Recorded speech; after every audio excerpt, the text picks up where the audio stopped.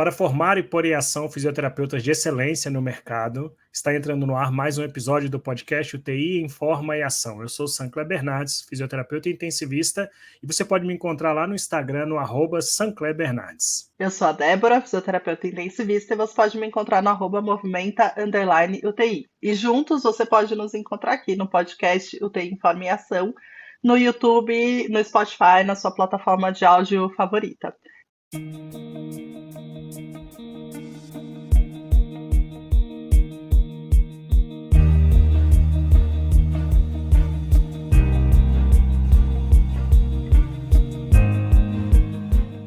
Sejam todos muito bem-vindos para mais um episódio. E hoje a gente vai do episódio Qual a Evidência Físio?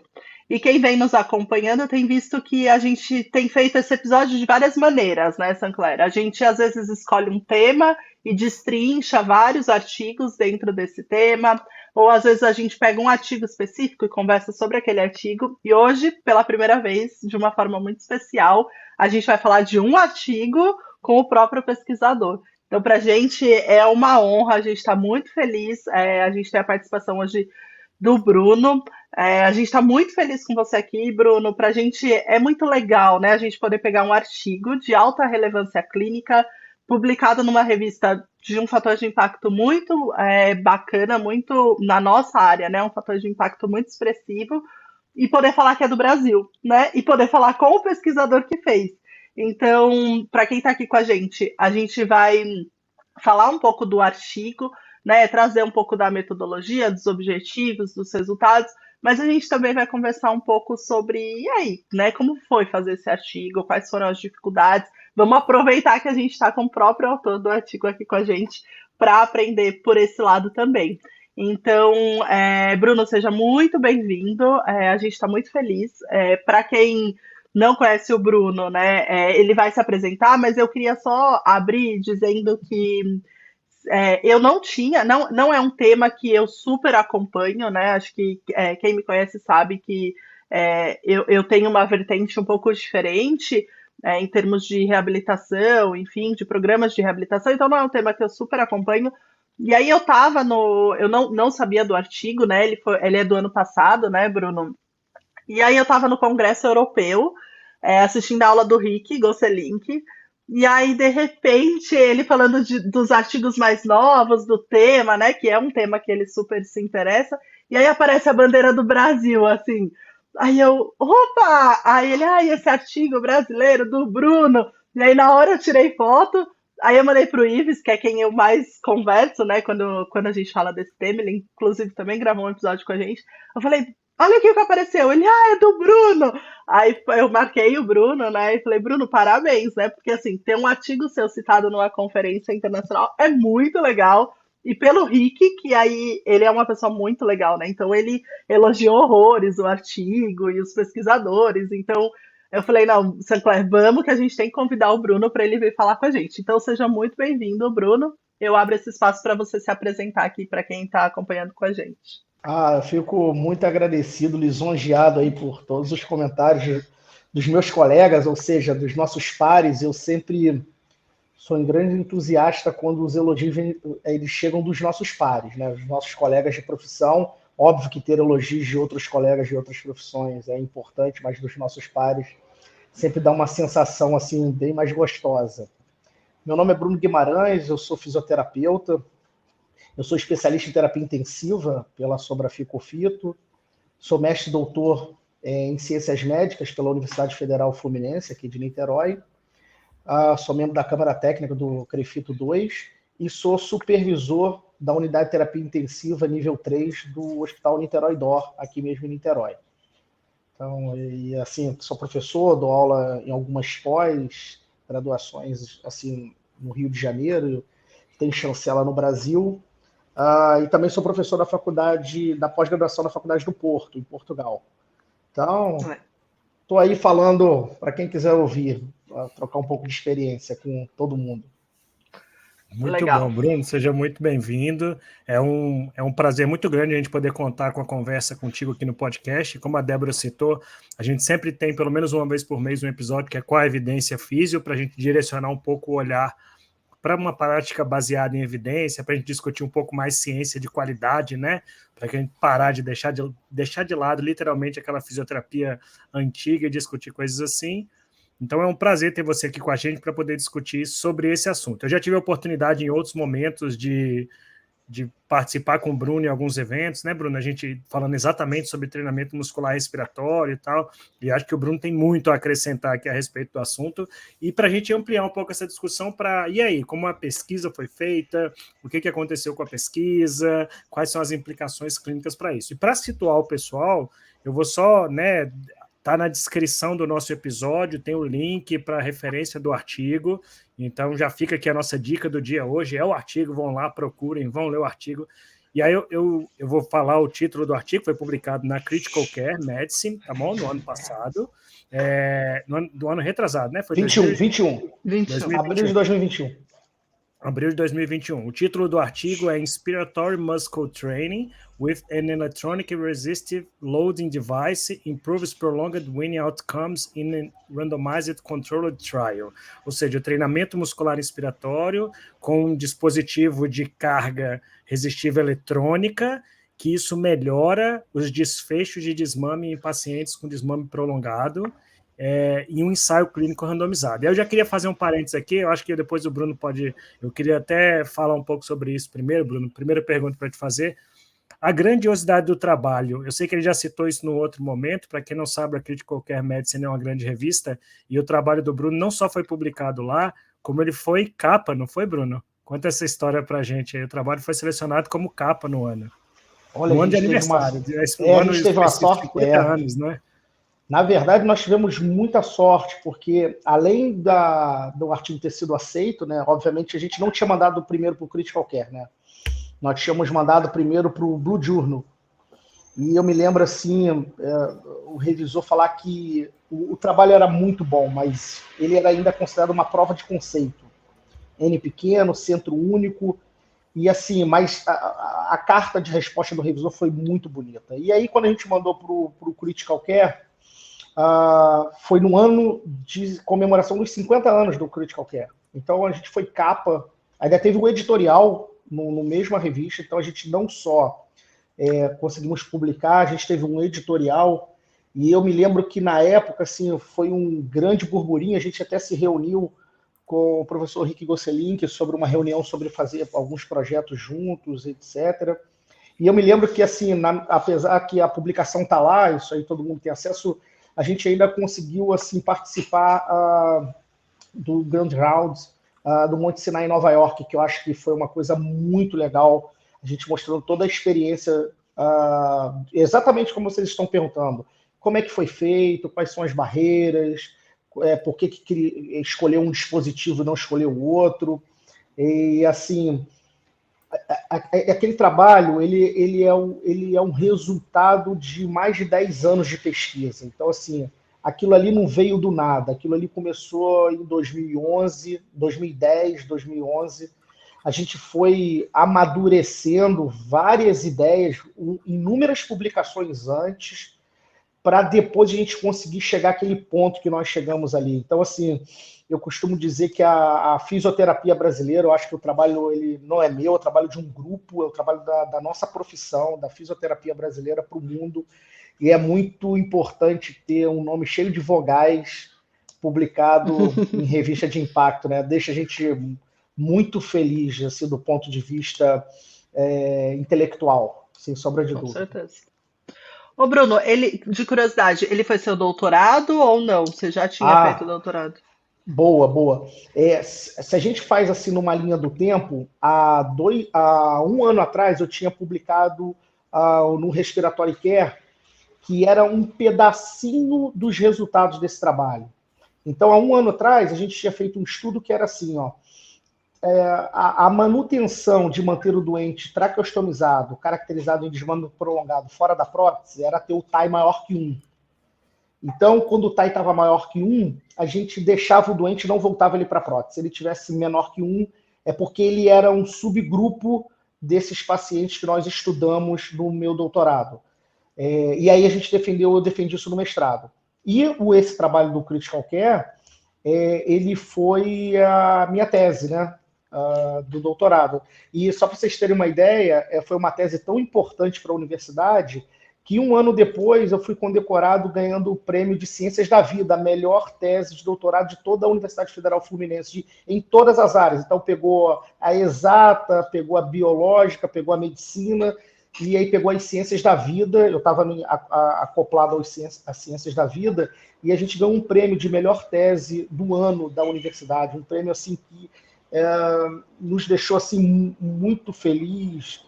E aí, do ponto de vista até social, né, e político, a gente deixou uma deixa para a universidade. Falou, olha, aqui tem faculdade de medicina, tem faculdade de enfermagem, tem faculdade de farmácia, mas não tem faculdade de fisioterapia, e os fisioterapeutas estão contribuindo tanto para a pós-graduação da universidade. Então, assim, até do ponto de vista político, a gente fez um lobby, né, para a nossa profissão, que eu acho que também isso é muito importante.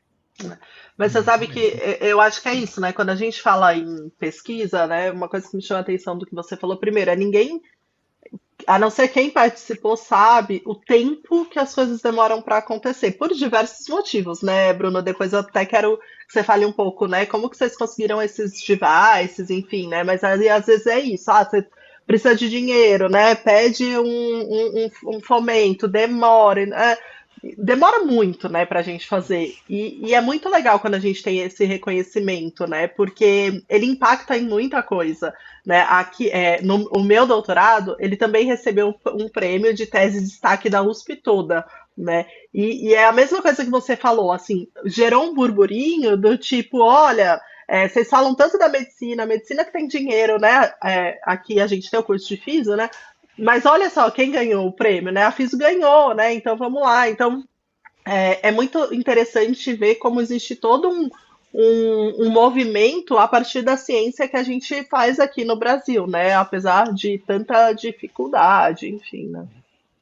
Gera uma relevância muito grande, né? Então, esse movimento político ele abre portas, ele abre reconhecimentos diferentes a partir dos trabalhos que alcançam esse nível, né? Eles mostram a importância efetivamente. E aí, você perguntou, Débora, eu acho que a gente pode jogar para isso, para você falar um pouco sobre a questão temporal, né? A dimensão temporal do seu trabalho. E é muito legal quando a gente lê o trabalho que vocês deixaram isso muito claro. Olha, esse trabalho foi feito no momento. Tanto que vocês enfatizaram e citam em mais de um local que teve definições que foram atualizadas ao longo do tempo, mas que vocês tinham usado a definição porque na época era aquela definição, né, em relação ao sucesso da saída do ventilador, do sucesso do desmame e tal. Então, conta pra gente um pouco dessa questão temporal do trabalho, né? Quando começa, quando nasce a ideia, quanto tempo demora para você chegar à publicação em si? A ideia, assim, o trabalho ele foi capitaneado pelo Leonardo Cordeiro, né? Em 2010, o Leonardo tinha uma ideia de um índice chamado índice TAI. É importante falar que alguns índices de desmame, né?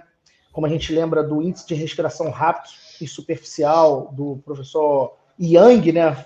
Que o primeiro autor do trabalho é o Yang, não o Toby. E todo mundo só fala do Toby? Fala do Toby. Depois eu tive o prazer de ser chefiado por ele, o Sérgio Neme foi meu chefe, eu desenvolvi junto com ele na época o IWI, o Índice Integrativo de Desmame, que foi a tese dele aí na USP, né, na época do doutorado.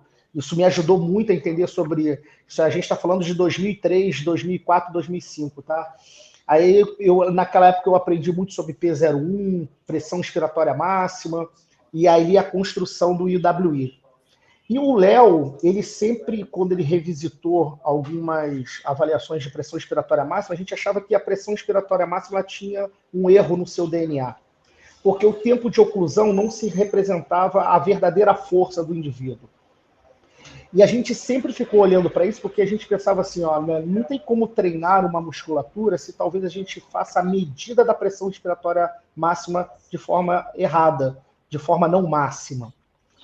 E aí, na época, o Léo foi desenvolvendo não só dispositivos de medida, que era a forma eletrônica de se medir, ou seja, ele levava em consideração não só o valor da pressão expiratória máxima, mas o tempo. Depois, os tipos de devices, então era manovacuômetro eletrônico, a gente teve que se unir ao pessoal da Universidade Federal do Rio de Janeiro, então veio aí o papel do professor Fernando Guimarães, que nos ajudou muito a entender toda essa parte de engenharia. E aí depois a gente chegou a um momento assim que foi muito importante de maturidade do trabalho, que foi o trabalho do Martin, publicado lá no Critical Care Forum, aquele trabalho que ele comparou treinamento muscular respiratório versus sham. E foi feito com threshold, foi o primeiro trabalho, e assim, para quem já viu aquele trabalho, se você olhar a quantidade de suplementos que o revisor pediu, era uma coisa brutal. E aí o Léo, não satisfeito, ele foi aos Estados Unidos procurar o Martin para conversar, para falar, cara, como é que você faz? Nesse meio tempo, o Léo virou aluno de doutorado e foi procurar a professora McConnell, a idealizadora do treinamento muscular com resistor isocinético, conhecido no mercado como Power Brief. E foi daí que ele trouxe o equipamento. Isso a gente está falando de 2014. 2014 a gente começa a fazer os primeiros ensaios, assim, projetos pilotos com seres humanos, e assim, cara, como era difícil, porque equipamento novo, Brasil, tudo que a gente olhava e conseguia ler vinha de uma plataforma feita em atletas, o que o Léo tinha aprendido era com a McConnell, mas mais para desenvolvimento com atletas e não com seres humanos, traqueostomizados em ventilação mecânica, né? E aí o Léo faz a primeira publicação de um estudo de um TMI em paciente em ventilação mecânica. A gente fica assim estudando muito protocolo, percentual de carga, o que nós iríamos usar, até chegar em dezembro de 2015. Em dezembro de 2015 a gente vai lá e começa a mandar para a plataforma Brasil, já tinha um protocolo na cabeça, nós já tínhamos conseguido o resistor isocinético quando o Léo foi a conhecer a McConnell. Depois eu explico por que foi o resistor eletrônico e não o resistor de mola. E aí a gente, em janeiro de 2016, a gente cadastra o trabalho no Clinical Trials, a gente fez o dever de casa, estudou que tinha que cadastrar no Clinical Trials, porque era um RCT, a gente sabe da dificuldade de publicar sendo Brasil, não sendo pesquisadores conhecidos em revista de alto impacto. E aí o que a gente faz é começar o trabalho. E aí a gente começa o trabalho em 2016 com todo esse background de tudo que a gente já tinha lido, estudado para poder fazer o trabalho. E volto a falar assim, uma coisa que foi muito importante. O trabalho foi feito num hospital militar público, com uma rigidez que a gente teve que criar até métodos que estão descritos no trabalho, que vamos supor que foi a randomização, para poder fugir de problemas éticos, né? Porque, como vocês sabem, a rigidez militar, né, da hierarquia e da disciplina, quando a gente começou a fazer alguns pilotinhos em dezembro de 2015, a gente via que aquilo fazia muito sentido. E algumas pessoas que estavam de fora falavam, pô, mas peraí, o paciente parece que desmama mesmo com esse aparelhinho. Tanto que a gente teve que fazer uma randomização em bloco, né? E a gente botou mesmo papel, numeração, dentro de um papel massa, um envelope sendo coletado por uma enfermeira que não fazia parte do estudo, justamente para a gente conseguir balancear os grupos e também não ter a implicação de, por ordem, aquele doente passar por treinamento ou não. Então, tudo foi feito assim, com uma preocupação, não para provar que o treinamento fazia sentido e dava bons resultados, porque um grande pesquisador, ele no fundo, ele não quer que sua hipótese dê certo. Ele é imparcial, né? Tem que ser imparcial. Até porque, assim, quando a gente olhava para o trabalho do Martin, ele fazia sentido a melhora na PI máxima. O segundo ponto, que é muito importante nesse trabalho dele, é que ele mostrou diferença no percentual no sucesso do desmame, mas a gente estava longe de achar que aquilo, por exemplo, poderia impactar a mortalidade. Estava de longe isso. Apesar que a gente colocou isso no Clinical Trials como desfecho. Porque a gente sabe que desfecho duro para revista grande é morte. Pode aumentar a PI, pode ter sucesso, mas a morte ainda é uma coisa que eles ficam vendo, procurando como endpoint final. E foi assim que a gente iniciou esse background aí de 5 anos para começar o trabalho. Muito bom. É muito tempo. É muito tempo, né? Ô, Bruno, e aí para quem está escutando, então, qual que era a pergunta do trabalho? Então, vocês partiram da onde? A pergunta do trabalho, a gente partiu de saber se o treinamento muscular inspiratório com resistor isocinético ele mudaria o desfecho dos doentes contra o grupo controle. Essa era a maior pergunta, porque assim, ó, sempre me incomodou, e eu sempre fui um defensor dessa bandeira, por que os doentes, eu não sei se em São Paulo e alguns outros lugares do Brasil seja assim, por que os doentes eles têm que ir e voltar para a prótese ventilatória por tempos pré-determinados? E eu costumo sempre brincar... Aleatórios, né? Empíricos. É aleatório. Que nunca me fez sentido do ponto de vista se a gente, por exemplo, for uma academia. Você não chega na academia depois que você está 2 horas, 1 hora na esteira, o cara fala, ó, parou, pode parar, amanhã você volta. E aí a gente tenta fazer mais um tempinho. E isso sempre me incomodou, porque eu dizia assim, olha, o destino do doente é dado a ele mesmo. Ou seja, se ele fica bem, ok, parabéns, você vai desmamar. Se você falha, ficam te aumentando o seu tempo em macronebulização ao longo do dia. E eu sempre dizia assim, nossa, a gente tem POP e protocolo para um monte de coisa. A gente quer evitar em ventilação mecânica PAV, polineuropatia do doente crítico, mas para o desmame prolongado, ou seja, aqueles indivíduos traqueostomizados, eles ficam numa tentativa e erro diário que não faz sentido de ter reserva intelectual, porque assim, ó, eu sempre falo assim, ó, se eu tirar o fisioterapeuta e botar qualquer outro profissional e falar, ó, hoje fica 2 horas, amanhã 3 horas, só precisa contar. E depois de 3 horas você volta.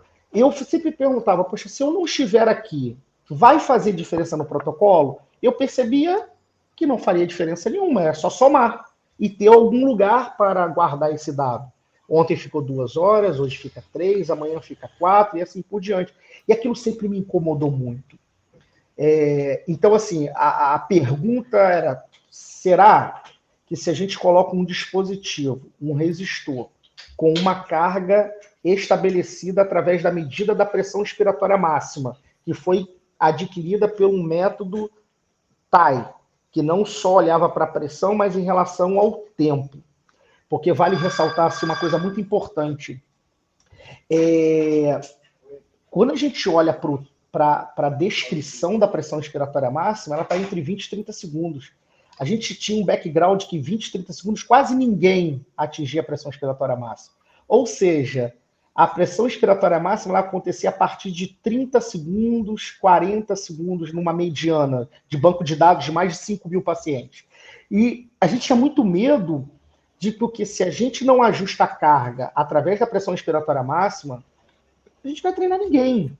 Eles iam ficar sempre numa subdose de treinamento muscular. Até porque, se você olha para a literatura, ela fala de 30 a 60. 30 a 60 é muito... Para quem está fraco, então, para quem tem fraqueza significativa, você vai em 2 universos. E você falou uma coisa muito importante. Para quem tem fraqueza significativa, que é uma característica de quem está traqueostomizado em desmame prolongado, e você não usa um percentual que você consiga abrir a válvula, e esse foi o porquê da gente usou uns resistores isocinéticos, que eu consigo contar quantas vezes. Coisa que eu não consigo no resistor de mola. Eu posso achar que o tórax está oscilando 20, 30 vezes, mas às vezes ele só conseguiu vencer aquela resistência pré-estabelecida 15, 10 vezes. Então eu não conseguiria nunca dizer quantas repetições. Um revisor até perguntou, vocês têm a medida, o relatório do power de cada doente? Nós temos, todos os doentes. Todos os doentes nós tínhamos. Porque o cara queria saber se nós tínhamos feito realmente 30 repetições ou 20. E esse foi o porquê que nós usamos o resistor isocinético. Eu acho muito interessante assim, né, a gente notar como a pesquisa ela é feita de detalhes, né? Porque eu sempre falo aqui, né, Bruno, às vezes o pessoal pega um artigo para fazer uma revisão crítica e assim, é crítica a tal ponto de falar, devia ter feito isso ou aquilo, né? E não uma crítica construtiva. E aí eu sempre falo aqui, né? Só quem fez sabe que entre o ideal e o que é possível existe um mundo, né? Só que dentro do possível a gente sempre trabalha para eliminar todos os viés possíveis, né? Todas as questões que podem surgir. E aí me chama a atenção, né, quando você fala, por exemplo, a gente queria ter certeza que ele estava na pressão respiratória máxima de verdade, porque senão a gente ia treinar numa subdose, e aí entra naquele ciclo que acontece muito com a gente na fisioterapia em vários pontos de, isso não funciona.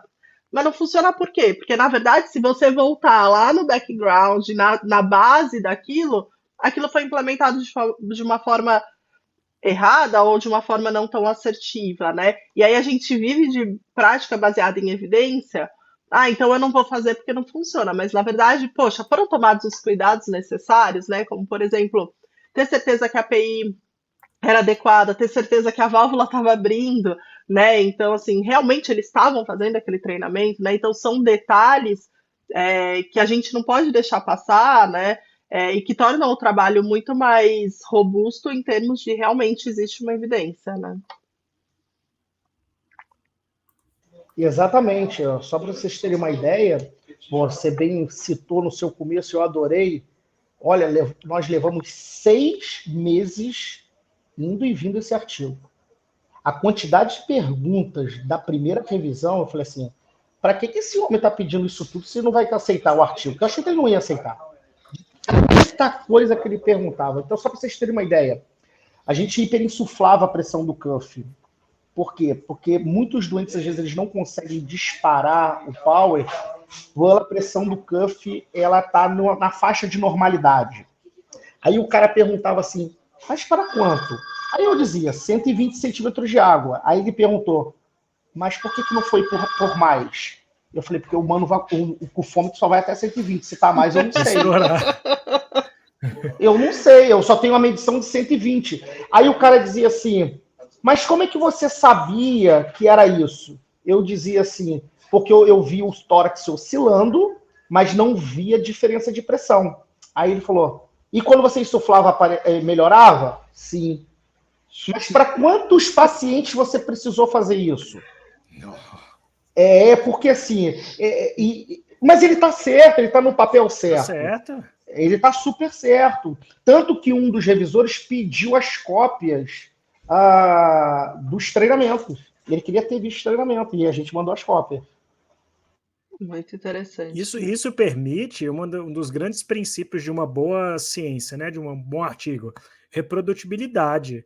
Então, se eu quiser hoje fazer o que você propôs, e eu pego lá todo o seu trabalho e os suplementos que vocês colocaram, e quando você cita, usamos o índice tal que já foi descrito anteriormente, eu consigo fazer exatamente igual. E é por isso que esse trabalho tem um impacto tão grande. Não é uma coisa aleatória, né? Uma coisa que eu faço aqui de qualquer jeito, depois a pessoa fica sem saber. Então você fala esse exemplo. Aí se você não ajusta a pressão do cuff, a pessoa não sabe disso, ela vai lá e ela não vai conseguir nem disparar. E aí vai achar que é porque o paciente está fraco, a medida está errada. Então tem isso, né? A reprodutibilidade ela é muito grande e é uma das maiores demandas que a gente tem das boas revistas hoje, é nessa questão metodológica para que isso possa ser reprodutível. Você tem um resultado imparcial, e no seu caso, né, do trabalho de vocês tiveram um resultado muito favorável à proposta que vocês tinham, mas ao mesmo tempo você tem uma metodologia muito adequada que ela é reprodutível, né? E Bruno, é um trabalho em UTI. A gente discute aqui muito sobre a ação na UTI. Como você disse, a começar era no hospital militar e etc. E a adesão da equipe? Posso fazer um comentário? Eu só fiquei pensando quando você falou da randomização. A randomização foi feita com base na ordem militar. Né? Não, você já pensou, vai chegar lá, chega o parente de uma pessoa muito superior dentro da ordem militar, vai falar assim, olha, eu quero que treina. Aí essa pessoa não vai entrar na randomização. É meio difícil isso. Desculpa, por isso que teve a randomização em bloco. Porque, assim, quem autoriza o trabalho é um diretor de saúde da Marinha, ou seja, um almirante 3 estrelas. Ele é muito mais antigo do que todo mundo que está ali. Então, eu só dizia assim, olha, quem autorizou é muito mais antigo que todo mundo que está aqui. Outra coisa importante... Exatamente. Outra coisa que, assim, nas Forças Armadas, que é uma coisa que eu aprendi, e isso eu acho que é o maior legado que se tem, é que o espírito de corpo, o espírito de tentar melhorar aqueles companheiros de farda, faz muita diferença. É mais ou menos o princípio quando interna um profissional de saúde. Para tentar explicar para vocês, assim, ó, quando interna um profissional de saúde da UTI, colega nosso de dia a dia, você pode ver que a coisa muda. A gente pensa sempre diferente. E eu sempre, assim, pensava nesse trabalho e eu achei talvez o habitat correto, porque se você olhar ali para o perfil dos pacientes, na característica dos doentes, eram doentes idosos, com muitos dias de ventilação mecânica, e que ficavam traqueostomizados quase que aguardando a morte. Por quê? Porque a gente sabe que esse é o perfil de hospital público, de gente muito velha, idoso, que, na verdade, tem uma mistura, principalmente no militarismo, mais dos seus dependentes. Seus dependentes geralmente são pessoas mais velhas, as pessoas mais novas, pelo fato de serem militares, eles adoecem pouco, porque eles têm uma vigília na saúde muito grande, o que se mantém na ativa. Então você olha ali a mediana de idade, você olha o Apache dos doentes, você olha o tempo, o delta tempo que eles começaram o desmame, você vê que todo mundo caracteriza daquele cara, daquele perfil que a gente já conhece. O doente mais fraco, traqueostomizado e caracterizado de desmame prolongado. Eu chamo que são os esquecidos. É aqueles que a gente, infelizmente, não tem e fala assim, aquele traqueostomizado, aquele que está aí um tempão, que está morando no hospital. É isso mesmo, aquilo sempre me incomodou. É isso mesmo. Se ele sair, bem, mas também se não sair, não tem nenhum tipo de problema. E eu dizia assim, mas, cara, eu tenho uma UTI de 16 leitos, com uma coronária de 10. E eu tenho a seguinte situação. Eu tenho todos os militares do Brasil de alta complexidade sendo atendido nesse CTI. Do Iapoca ao Chuí. Então, por exemplo, alguém ficou doente em Manaus, precisa fazer um transplante cardíaco, ele vem para o Hospital Naval Marcílio Dias, ele não vai para outro lugar. Então, assim, eu me senti assim, meio responsável de mostrar assim, o que a gente, como fisioterapeuta, pode fazer de tão diferente num hospital que eu preciso de performance para ter leito para atender pessoas, porque senão essas pessoas ficam numa emergência, ficam numa UPG, que era a seleção de quem poderia depois subir para a UTI. Então, isso sempre me deixava assim durante alguns anos. Eu entrei em 2012, o trabalho foi feito, começou a coletar o dado em janeiro de 2016. Eu fiquei assim, durante 4 anos da minha vida, falando, meu Deus, o que será que eu posso fazer de diferente aqui? E eu me lembro que a experiência que eu tive com o trabalho multicêntrico, randomizado, foi o estudo arte, que nós fizemos parte do estudo. E aquilo me fez assim, me plantar uma sementinha de falar, poxa, a gente tem agora que fazer um trabalho assim, com uma relação quase que direta com a nossa atividade profissional. Eu sempre digo, não desmerecendo nenhum tipo de profissional, apesar do treinamento ele ter intervenções multidisciplinares, mas quem faz mesmo é o fisioterapeuta. Eu preciso da nutricionista, eu preciso do médico, eu preciso do enfermeiro, eu preciso de todo mundo. Mas quem vai lá e mede a força, programa o treinamento, pega o dispositivo, acopla na traqueostomia, é o fisioterapeuta. E alguém pode vir a me corrigir, eu não conheço nenhum centro de terapia intensiva no Brasil que seja um outro profissional não ser o fisioterapeuta que se faça isso. E olha que eu, por exemplo, tive agora lá em Portugal, eles estão assim numa força danada de entrar na UTI para fazer esse tipo de trabalho. Até porque a fisioterapia em Portugal, na UTI, no hospital, ela é feita através de parecer. Então eu peço um parecer para a Débora. Olha, Débora, eu tenho um paciente traqueostomizados aqui fraco. Você acha que ele tem indicação de fazer TMI? Aí você vai lá, mede a força e começa, por exemplo, treinamento muscular respiratório.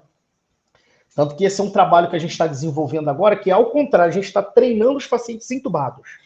Por quê? Porque eles acham que traqueostomizar significa que o sistema já falhou e ele fica caro, o sistema de saúde. Ou seja, para eles fazem sentido treinar e extubar os doentes e não esperar treinar depois que eles estão traqueostomizados, porque isso onera o sistema de saúde de Portugal.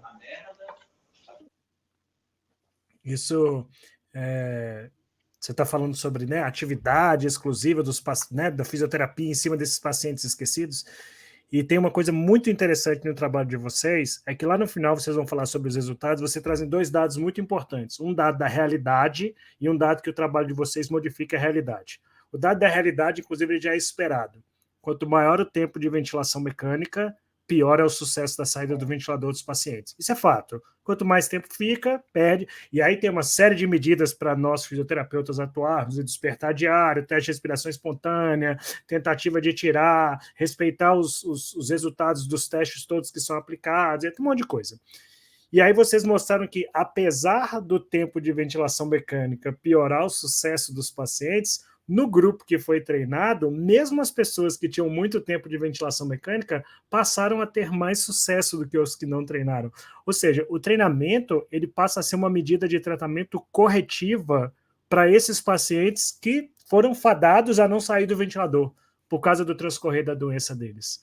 Então, esses pacientes eles têm a intervenção com o treinamento muscular, da forma que vocês propõem, ela tem uma capacidade de mudança muito importante no desfecho do paciente, na história clínica do paciente. Eu acho que isso é uma das coisas que mais me chamou a atenção no trabalho, que eu achei mais grandioso, assim. Tudo bem, mortalidade, eu sei, que nem você falou, é um endpoint procurado, etc. Mas olha só, são pacientes, como vocês estão reforçando aqui, são esquecidos, todo mundo sabe que é. São pacientes que você acaba cessando um pouco das evidências mais comuns e você deixa de lado esse paciente, começa a trabalhar de uma forma empírica, até as pessoas mais embasadas na ciência, elas começam a trabalhar de forma empírica, elas vão desacreditando desses pacientes, e vocês mostram uma intervenção viável, acessível para muita gente, principalmente se você organizar a UTI, que tem o poder de mudar esse desfecho. E outros desfechos, como esses que a gente já falou, cara, lá na frente, e aí é um outro ponto que eu queria trazer também, para a gente jogar aqui na discussão, o fisioterapeuta intensivista, ele é muito imediatista. Ele quer saber o que ele faz na hora. Então eu quero ter uma intervenção que eu vou tirar meu paciente hoje, porque amanhã, quando eu chegar no plantão, ele não está no ventilador. Meio que a gente esquece lá na frente o que acontece com o paciente. E os dois gráficos de mortalidade, né, e de outro, eu não lembro qual era o outro que vocês fizeram, com o tempo, a diferença começa a surgir entre os dois grupos lá na frente. Então começa a notar que as pessoas morrem menos, não é no tempo que ela está internada ali naquela parte mais aguda da doença, é lá na frente. Então é uma intervenção com uma mudança de desfecho muito importante. Como é que foi isso no trabalho, Bruno? Quando vocês começaram a perceber isso? A gente começou porque assim, a gente também fez uma coisa que um dos revisores até perguntou, que a gente fez auditoria externa. A gente pediu uma pessoa que não fazia parte do grupo dar uma olhada nos dados para ver se a gente poderia parar o trabalho. Tanto que, inicialmente, você vê que a gente começou o trabalho com uma ideia de 45 em cada perna. Depois a gente aumentou esse N, porque a gente teve perdas, principalmente no grupo intervenção. A gente depois teve que tratar estatisticamente para ver se aquilo ali iria fazer diferença. E aquela regressão de Cox que nós fizemos, ela veio para matar duas perguntas. A primeira, se o TMI ele tinha força em relação ao sucesso no desmame. Aí vocês viram ali que deu o início, quanto tempo você leva para iniciar o desmame faz diferença. A idade, quem está mais velho geralmente está mais próximo da morte. Mas você viu que, por exemplo, depois a gente até pode falar sobre isso, que estar alerta não fez diferença. Aquilo ali foi uma solicitação do revisor. Que só para explicar o drama dessa publicação, em 2016, lá no Blue Journal, a nossa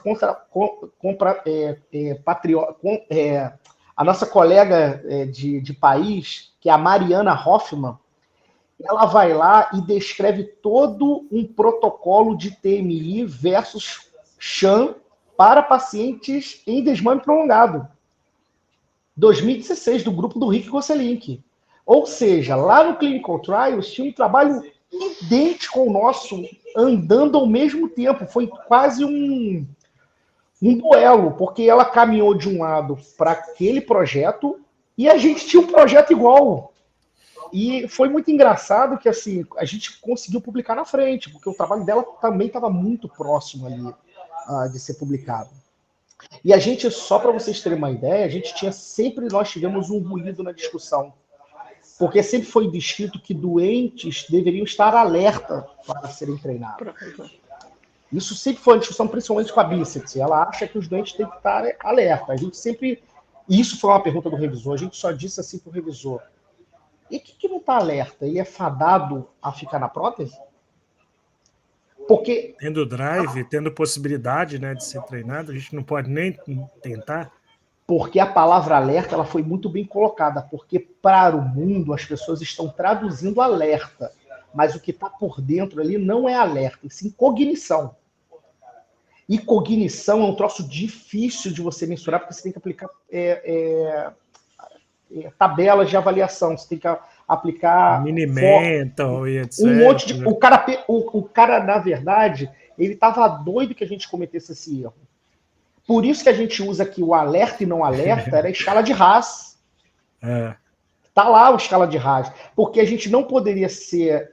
A gente não poderia cometer um erro grave de dizer, não, eram os pacientes colaborativos. Cognição sem cognição. O cara fala, muito bem. Cadê qual a avaliação que você usou para medir cognição e não cognição? A gente ia ficar sem resposta, porque a gente não tinha medido isso. E eu volto a dizer, todo doente ele pode ser treinado. Talvez a performance do treinamento seja melhor nos pacientes alerta. Mas o fato dele ter o centro respiratório intacto e você colocar uma resistência, ele vai respirar. Ele vai atuar no metaborreflexo, independente de qualquer coisa. Agora, a regressão, ela diz que não fez diferença de quem era alerta e quem não era alerta. Porque isso era o grande desbalanço do trabalho quando você vê nas características gerais. O P deu significativo no grupo de intervenção para quem era mais alerta. Essa talvez seja a maior crítica do trabalho. Todo o trabalho tem sua limitação. E a gente sempre gosta de brincar que nós não fomos os pioneiros olhando para o Martin Tobin em 2011. Mas a gente, conversando com ele, nós acabamos sabendo e aprendendo como foi difícil publicar trabalho de TMI em revista de alto impacto. Então, se você for parar para analisar, é o primeiro. Você pega todas as revisões sistemáticas e meta-análise, que na verdade até são duas, e olha para os trabalhos que as pessoas avaliaram para colocar na meta-análise, são trabalhos assim mais frágeis do ponto de vista científico. E assim, eu sempre me perguntei, eu não sei se também vocês passaram por isso, antes da pandemia estava um boom danado das pessoas pegarem dispositivos, seja eles isocinéticos ou não, e botar em qualquer orifício que eles tinham pela frente, né?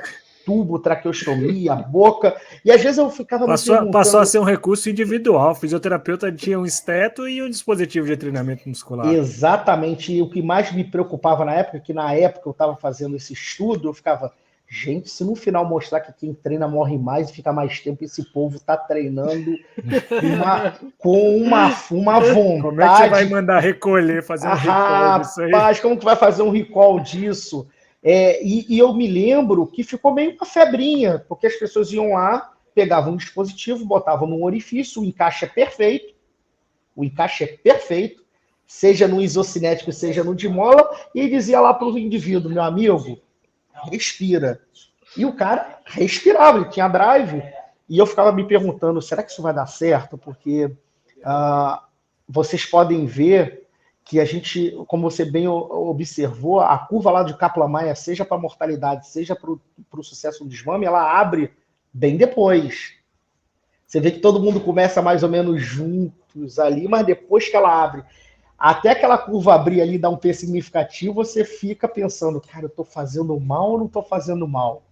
Eu tô com o benefício ou pagando o preço do malefício? E uma pessoa séria, ela não, como eu falei antes, ela não quer provar que o que ele esteja fazendo seja certo. Até mesmo para a gente dizer para o mundo, olha, não faça TMI. TMI faz mal. TMI não pode ser feito. TMI tem que ser proscrito. Por enquanto, a gente pode até olhar do ponto de vista da história, as pessoas já treinaram musculatura de pacientes submetidos à ventilação mecânica com sensibilidade de ventilador. E o Caruso foi lá e disse, olha, não faça isso faz mal. Então, assim, a gente acabou revisitando conceitos que já tinham sido revisitados por grandes pessoas. E eu acho que isso, assim, mostra todo o papel do TMI, eu não sou a favor de falar que é TMI para todos, porque eu acho que tudo tem critério de inclusão e tem critério de exclusão, porque o que serve uma técnica, um dispositivo que serve para tudo, ele não serve para nada, né? Porque ele perde a principal assim, chave de quando a gente pesquisa e estuda um determinado dispositivo. Mas ela indicada para o paciente certo, com a dosimetria correta, ela faz muito diferença. E só para vocês terem uma ideia, eu acho que todo mundo já passou isso numa UTI. Depois que ele está traqueostomizado, caracterizado de desmame prolongado, a medicina tem pouco para fazer pelo doente. Ele está sem antibiótico, o balanço está sequinho, os eletrônitos estão normais. Aí o cara diz, olha, esse paciente é com a fisioterapia. Isso é seu, fisioterapia. A enfermagem está rezando que aquele doente melhore para não fazer ferida, porque quanto mais tempo ele fica deitado, mais difícil para os cuidados, mais lesões, etc e tal. E o paciente fica na nossa mão. E aí vem aquela conversa que eu tive mais cedo com vocês. O doente ficava nas nossas mãos, porque do ponto de vista da medicina ele está tratado, mas ele não desmama. E do ponto de vista da fisioterapia, a gente colocava tentativa e erro, né? Então, na hora que a gente tinha que usar a nossa expertise em ser um grande gerente do trabalho da musculatura como um todo, a gente negligenciava isso e dava isso à mão ao tempo. Dizia, tempo, você vai ficar 1 hora hoje. Tempo, você vai ficar amanhã 2 horas. E o tempo virava o grande gerenciador do treinamento muscular inspiratório e não o fisioterapeuta. Muito bom, Bruno. E aí, pensando, né, que infelizmente a nossa conversa vai ter que acabar daqui a pouco, fala pra gente, então, qual que é a evidência, né? O que a gente deveria pôr, então, em prática, pensando no resultado do trabalho de vocês? Como que a gente deve fazer? Então, né, acho que foi muito, muito legal essa sua colocação agora. Eu tenho lá um paciente na UTI tracostomizado, com desmame prolongado. O que sugere o estudo de vocês? Como que a gente deveria abordar, então? Qual a evidência? A primeira coisa que eu digo assim para vocês é assim, ó. Se você tem um doente traqueostomizado e ele vai ser retirado da prótese ventilatória, a primeira coisa, faça a medida de ventilometria, manovacometria e do índice TAI. Se o índice TAI tiver menor que 1, e eu costumo dizer até mesmo maior que 1, mas o doente não esteja ficando fora da prótese ventilatória, retire o doente da prótese ventilatória. E assim, observe o doente para você ter ideia do porquê que o doente está voltando para a prótese. Porque eu sempre uso uma ideia que é identificar e combater os fatores de dependência.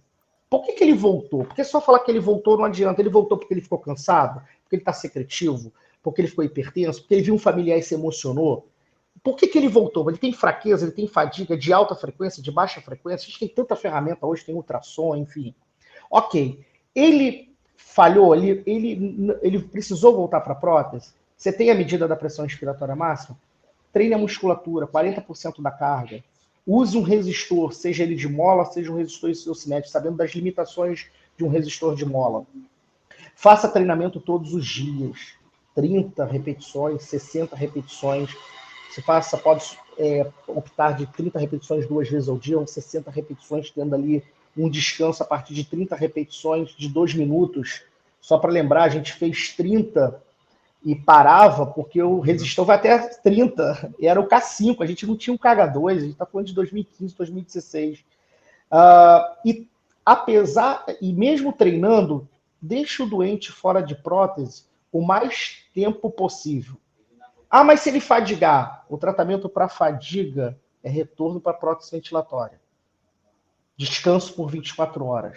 O tratamento para fraqueza é treinar, não é voltar para a prótese. Mas eu fico com medo de ter um evento adverso, o doente está dentro de uma UTI. Ele tem medição, aferição de frequência cardíaca, pressão arterial, tem fisioterapeuta, tem médico, tem enfermeiro. O preço de ficar na prótese é muito mais caro de um preço de um doente que fadiga. Ninguém fadiga instantaneamente.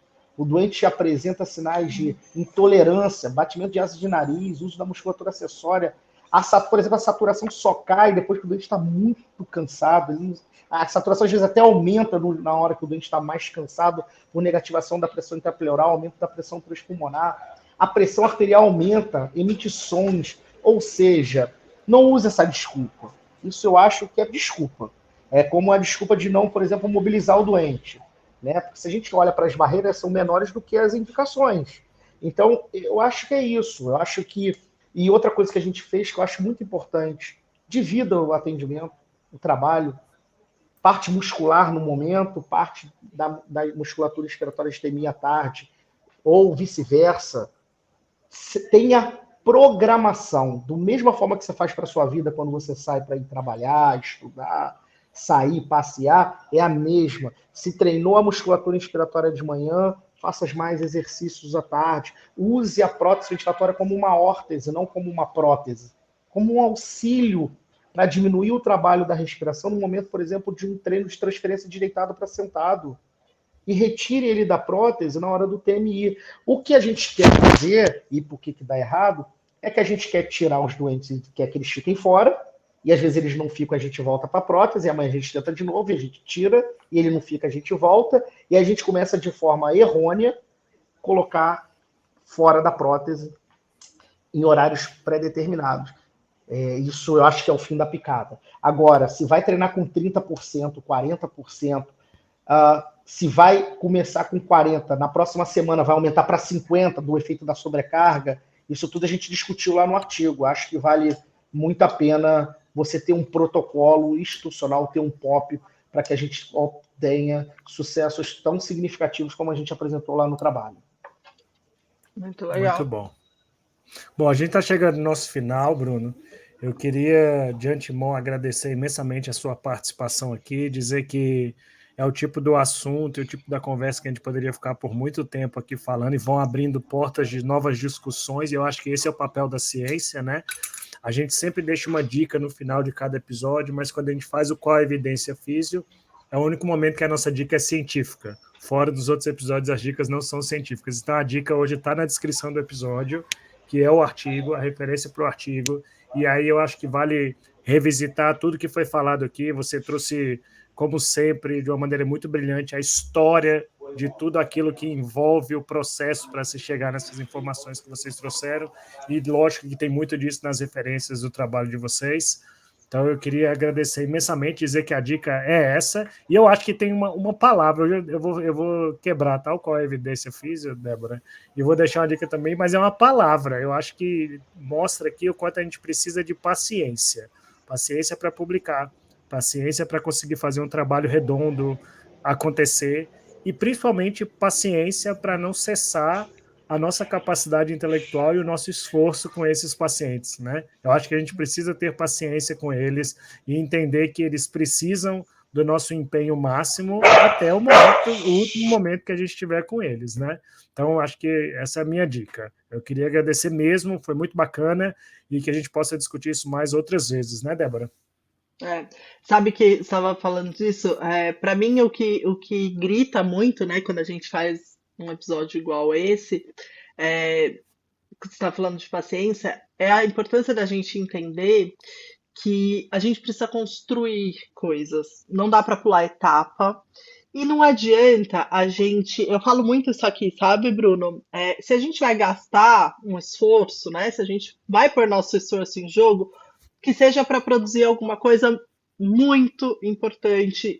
Ah, mas vai demorar. Não importa, né? Mas vai demorar, mas eu vou mudar a prática clínica, eu vou trazer um resultado expressivo, eu vou, né? Então, eu acho que é muito legal a gente ver que a gente está caminhando para isso no Brasil, eu acho, sabe? A gente tem visto cada vez mais publicações brasileiras de alto impacto, né? Em revistas de alto impacto, como você mesmo falou, é muito difícil para a gente, né, brasileiro, porque a gente não é conhecido, né? A gente não tem uma referência aí de nome que escancara a porta, então a gente tem que ir lá, cavar nosso lugar, né? Bater na porta, bater na porta, bater na porta, até a porta abrir pra gente.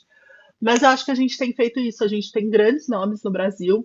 O nosso intuito aqui no podcast é valorizar isso também, né, Sancler? É mostrar que a gente é capaz de fazer discussões de alto nível, a gente é capaz de fazer publicações de alto nível, né? E acho que é isso que a gente precisa para caminhar cada vez mais com a ciência e com a prática brasileira para um alto nível, né? Então, obrigado, Bruno, pela sua participação. Foi uma discussão riquíssima e, como sempre, não só rica para mostrar o artigo, porque ler o artigo, senta lá e lê, né? Igual você falou, vai lá e lê a discussão inteira que tá rica, né? O que a gente queria aqui era expor o artigo e trazer esses detalhes que são extremamente enriquecedores. Então, parabéns pela publicação, transmita o nosso parabéns para o grupo inteiro, porque, como você bem disse, isso é um trabalho de um grupo, né? Então, parabéns pela publicação que vocês tiveram, pelo trabalho, obrigado pela contribuição científica, e obrigado por ter estado aqui com a gente, foi um prazer. Eu que agradeço a todos vocês. Então, já que vocês pediram a palavra, eu digo assim, para tudo dar certo na publicação, no trabalho, você tem que ter 10%, que eu chamo assim, se eu pegar 100%, né? 10% de inspiração e 90% de transpiração. Então tem que transpirar bastante. Então é o recado que eu quero dar. E muito obrigado por tudo, pelo carinho de vocês, tá? Obrigado, Bruno, obrigado, Débora, obrigado a todo mundo que nos acompanhou. Obrigado a todos. Fiquem ligados que em breve a gente vem com mais um episódio do nosso podcast UTI Informa e Ação. Tchau, pessoal. Obrigado, tchau. Tchau.